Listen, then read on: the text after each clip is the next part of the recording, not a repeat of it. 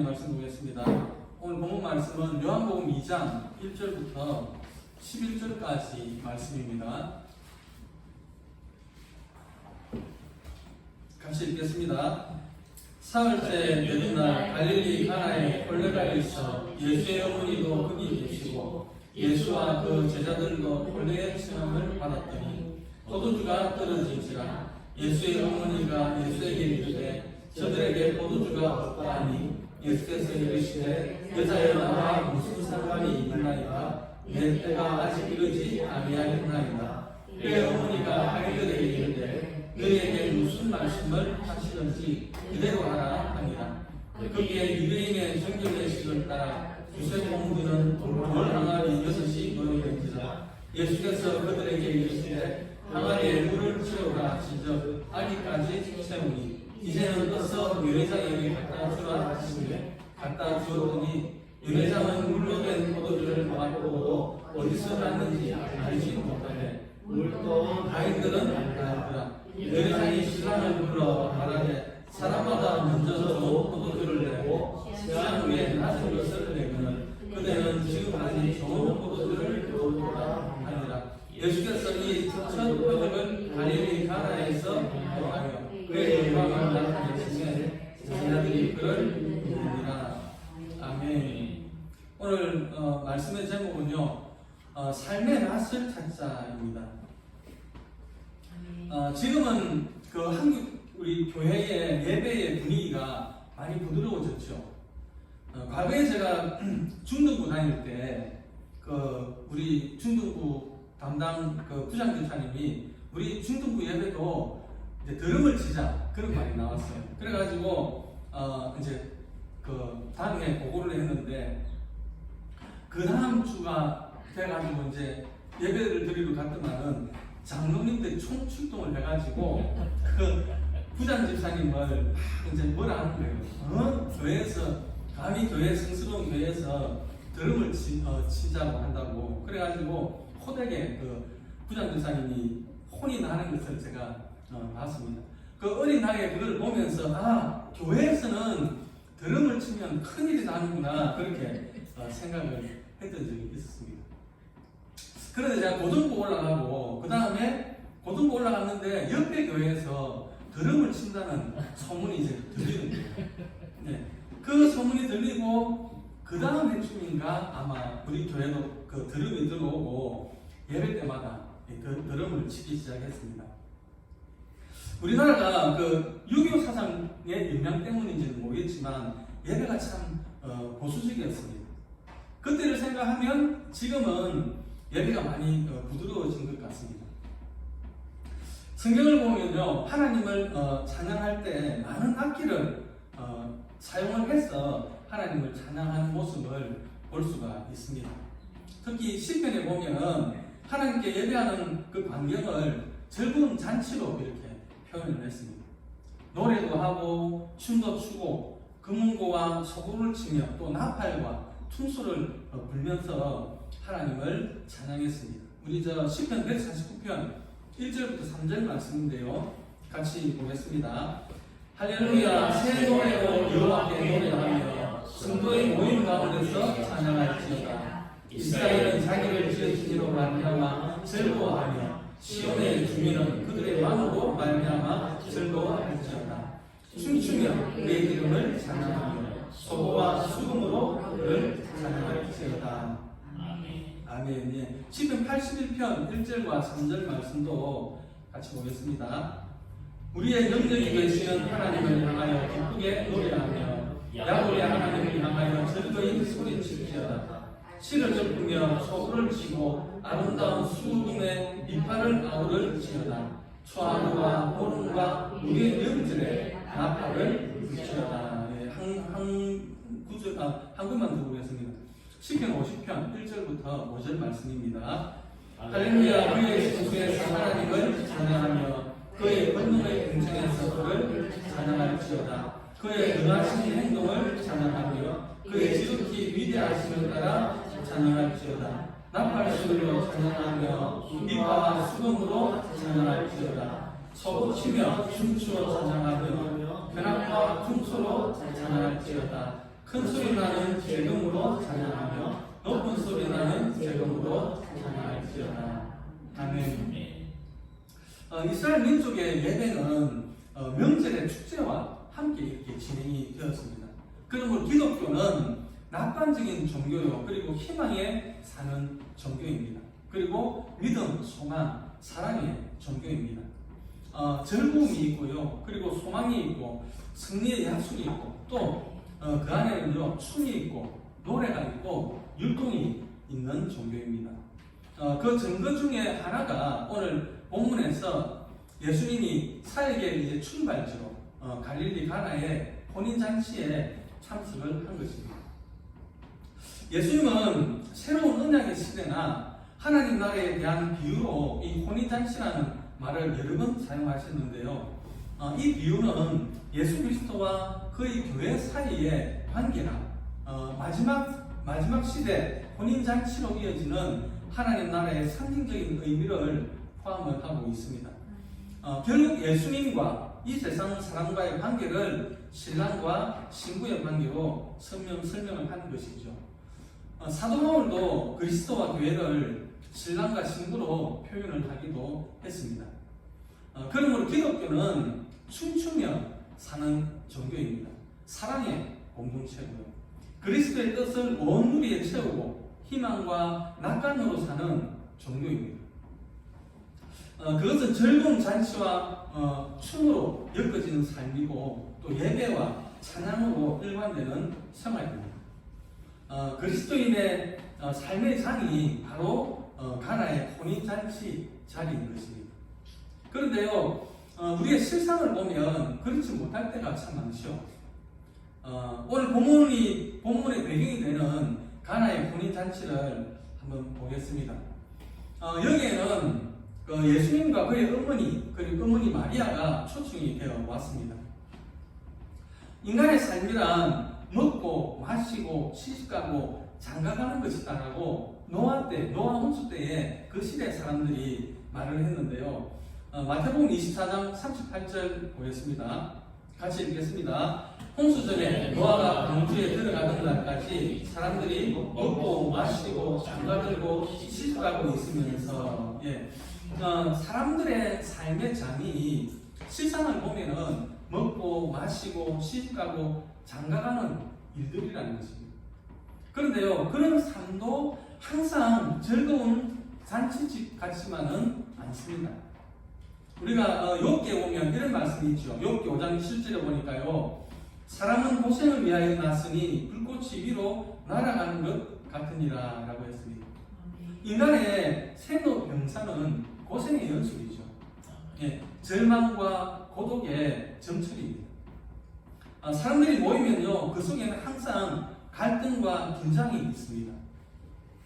또 힘이 있으면 의갑을 가지고 하시고, 그래서 사람들은 먹고 마시고 시집가고 장가가는 일을 반드시 즐거운 일로만 생각하지 않습니다. 또 그 일이 즐겁다고 하더라도 그 즐거움은 일시적인 것이고, 그리고 그 즐거움 뒤에는요 항상 허무와 불안이 뒤따르기 마련이다라는 것입니다. 오늘 본문 말씀을 보면은 분명히 즐거운 잔치집이죠. 분명히 즐거운 잔치집인데요. 예수님의 어머니 마리아가 예수님을 붙잡고 포도주가 떨어졌는데 어떻게 해야 되느냐고 걱정을 하는 장면이 나옵니다. 또 잔치집의 손님들은 처음부터 끝까지 좋은 술을 내주었다라고 신랑을 불러가지고 또 칭찬하는 장면도 나옵니다. 그러니까 잔치집이나 우리의 인생사는 불안과 긴장과 칭찬이 어느 정도 이렇게 섞여 있음을 알 수가 있습니다. 손님을 청한 주인은 포도주가 떨어진 것 때문에 불안해하고 있고, 손님들은 또 이제 막 한참 흥이 올라가는데 포도주가 떨어졌으니까 불평을 하고, 이 불평이 쌓이다 보면은 취중에 싸움이 벌어질 수도 있는 그런 한국입니다.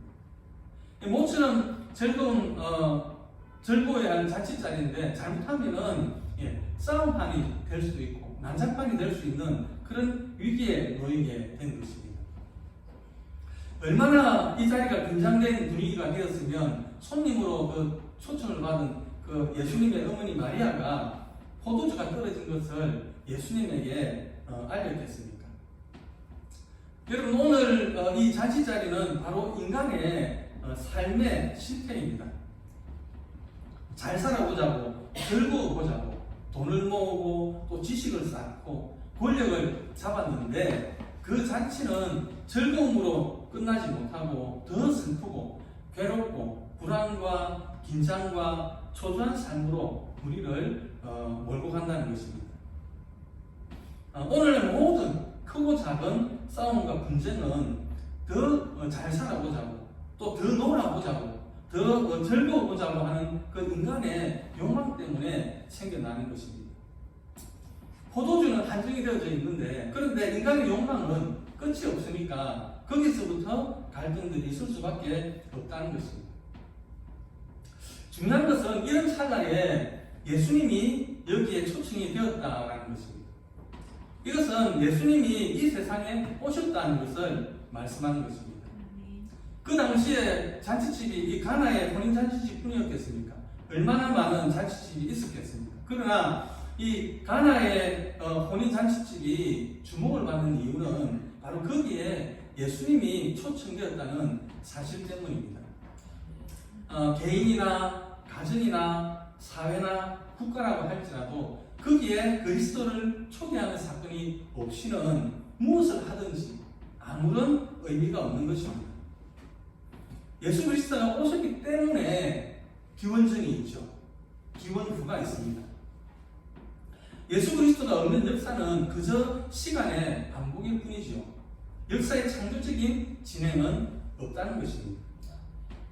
그리스도가 없는 개인은 먹다가 죽는 동물적인 인생이지 거기에 정신적인 가치 창조는 없는 것입니다. 인간 사회에서 예수 그리스도를 제외시키면 아무것도 없는 것과 마찬가지입니다. 하나님을 제외하고서는 인간의 윤리적인 가치나 기준을 정할 방법이 없습니다.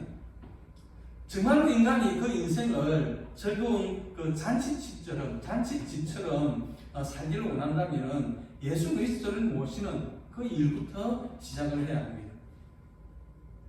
우리는 우리의 모든 삶의 잔치에 어느 누구보다도 먼저 예수님을 모시는 마음을 가져야 하겠습니다.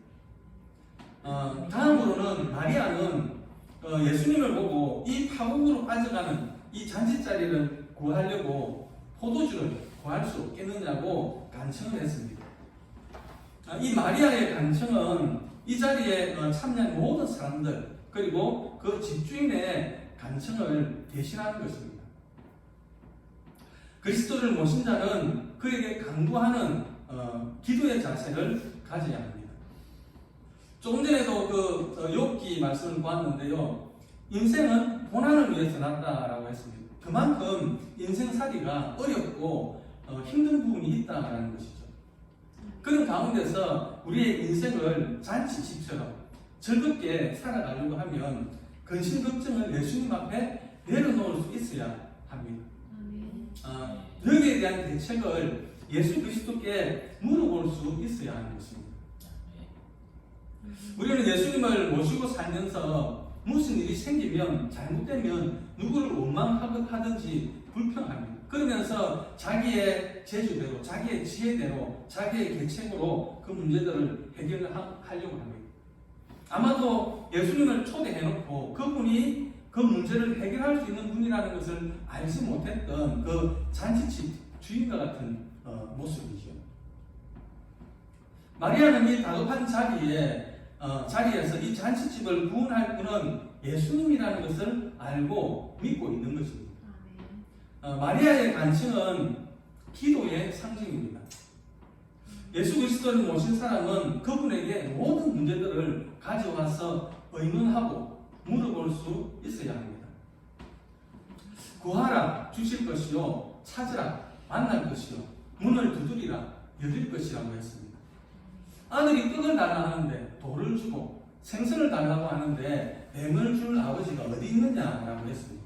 악한 부모다 할지라도 자식에게 좋은 것을 줄 줄 알거든. 하물며 하늘에 계신 너희 아버지께서 구하는 자에게 좋은 것을 주시지 않겠느냐라고 약속하신 분이 바로 예수 그리스도이십니다. 뿐만이 아니고 2000년 이 기독교 역사 가운데서 구하지 않아서 혹은 잘못 구해서 얻지 못한 사람은 있지만 구해서 얻지 못한 사람은 없다는 것입니다.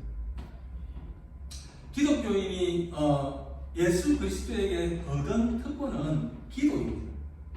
구하면 주신다는 특별한 은혜입니다. 구하고 얻는 비결은 기도하지 않는 사람은 알지 못하고 이해도 못하는 것입니다. 기도는 기적의 원동력입니다.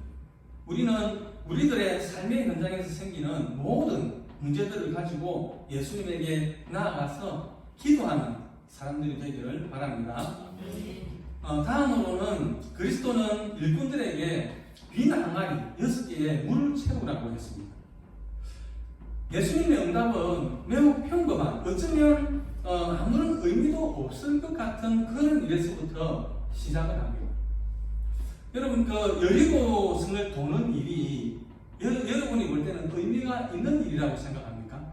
물론 이제 성경을 다 알기 때문에, 결말을 알기 때문에 의미 있는 일이었다라고 이야기할 수는 있지만, 그 당시에 그 이스라엘 사람들에게는 정말로 아무런 의미가 없는 그런 일이었습니다. 성 주위를 돌다 보면 공격을 받을 수도 있고, 그 돈다고 무너지겠습니까? 성이. 차라리 그 시간에 그 여리고 성의 어떤 약점을 파악을 한다든지, 어디로 공격을 할 것인지 작전을 짠다든지, 좀 그렇게 그런 실효성이 있는 일을 해야지, 그 돈다고 무너지나 그렇게 생각을 하는 사람들이 얼마나 많았겠습니까? 또 나하만 장군에게 요단강에 가서 몸을 씻으라고 했는데 그 일은 또 특별한 일 같습니까? 그것도 전혀 특별한 일이 아닙니다. 나하만 장군이 화를 내만 했죠.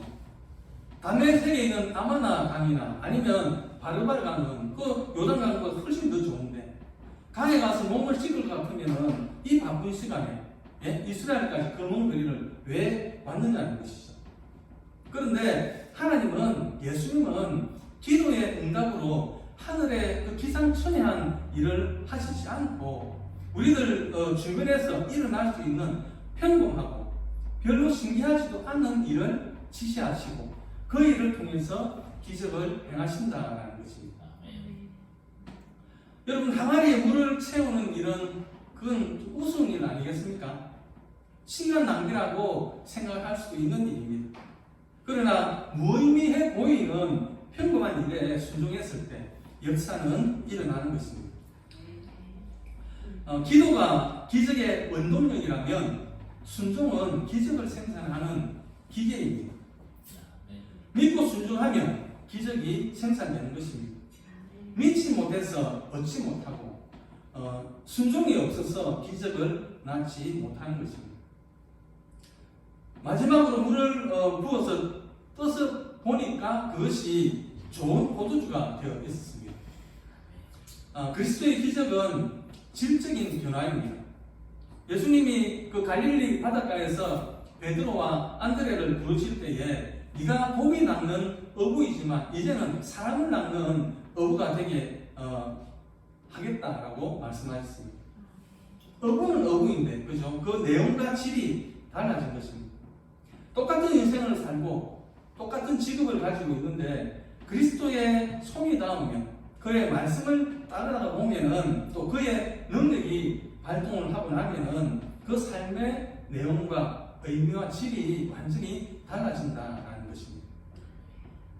마음가짐이 달라지고요, 세상을 보는 눈이 달라지고 인생을 사는 맛이 달라진다는 것입니다. 똑같은 음식을 먹고 똑같은 의복을 입고 똑같은 하늘을 입고 살지만 어떤 사람은 즐겁게 살고 감사함으로 살고 감격해서 춤을 추며 사는 사람이 있습니다. 승리의 월계관을 쓰게 될 다음 순간에 그 승리의 도취해서 자랑스럽게 인생을 경주해가는 사람이 있습니다. 그래서 그리스도인들은 죽음 앞에서도 찬송할 수 있는 것이고 또 찬송으로 전송할 수 있는 것입니다. 그러나 예수 그리스도가 없는 인생은 울음으로 시작을 해서 탄식으로 살다가 악으로 마치게 되는 것입니다. 그러므로 그리스도인의 생활은 모두가 예배의 연속이고 축제 속에 사는 인생들입니다. 이 세상에는 세 종류의 사람이 있습니다. 한 종류는 무신론자들, 또 한 종류는 거짓 것을 믿고 사는 사람들, 또 한 종류는 예수 그리스도를 믿고 사는 기독교인들입니다. 세상은 먹고 먹히는 약육강식의 처절한 투쟁장이지만 우리는 그 속에서도 축제의 삶을 살아갑니다. 왜 그렇습니까? 예수 그리스도로 말미암아서 최후 승리를 얻었기 때문입니다. 그래서 불가분 역사의 주도권을 기독교인들이 잡을 수밖에 없는 것입니다. 우리는 내 중심에 예수 그리스도를 모셔드리고 그의 말씀을 따라서 순종하는 삶을 통해서 진정한 삶의 맛을 찾아야 하겠습니다. 그래서 비록 힘들고 어려운 현실이지만 신령마다 천국을 경험하면서 한 주간도 승리하는 우리 주사랑교회 성도님들이 되시기를 주님의 이름으로 축복합니다.